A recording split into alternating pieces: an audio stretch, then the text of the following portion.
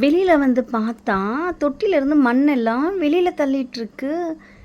என்னடா இது, தொட்டியிலேருந்து மண் வெளியே வந்துக்கிட்டு இருக்குன்னு பார்த்தா உள்ள ஒரு பெரிய எலி மண்ணெல்லாம் வெளியே தள்ளிக்கிட்டு இருக்கு.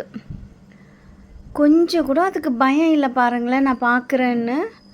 அது என்னை பார்த்துக்கிட்டே போய் மண்ணை வெளியே தள்ளுது. கொஞ்சம் கூட பயப்படல. எனக்கே பயமாக இருந்துச்சு அதை பார்க்கும்போது. ஆனால் அது என்ன பார்க்காமையே மண்ணெல்லாம் வெளியே தள்ளிக்கிட்டு இருக்கு. சரி, ஏன் அம்மா தொட்டியெல்லாம் நகர்த்தி வச்சுருக்காங்க அன்னு போய் பார்த்தா தொட்டியில் இருக்கிற மண் எல்லாமே வெளியில் தள்ளிகிட்ருக்கு.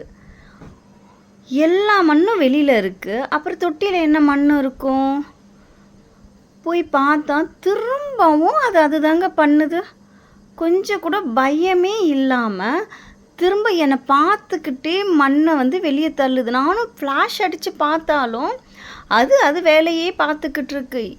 அப்புறம் பார்த்தா அதை காணோம். சரி, எந்த அளவுக்கு தான் அது பண்ணி வச்சுருக்குன்னு உள்ளே பார்த்தா அவ்வளோ பெருசாக ஃபுல்லாகவே மண்ணெல்லாம் வெளியே தள்ளி அதுக்கு வீடு ரெடி பண்ணி வச்சுருக்கு. என் செடியெல்லாம் பார்த்தா என் செடியில் வேறு எல்லாம் எதாவது டேமேஜ் பண்ணி வச்சுருக்குமோன்னு பார்த்தா செடியெல்லாம் இன்னும் ஒன்றும் ஆகலை.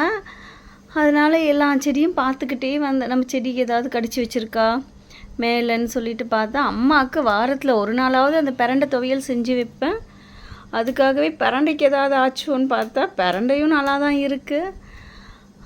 செம்பருத்தி செடி, என்னோடய கற்றாழை, என்னோடய கற்பூரவள்ளி, எல்லா மருதாணி செடியெல்லாம் நல்லா தான் இருக்குது.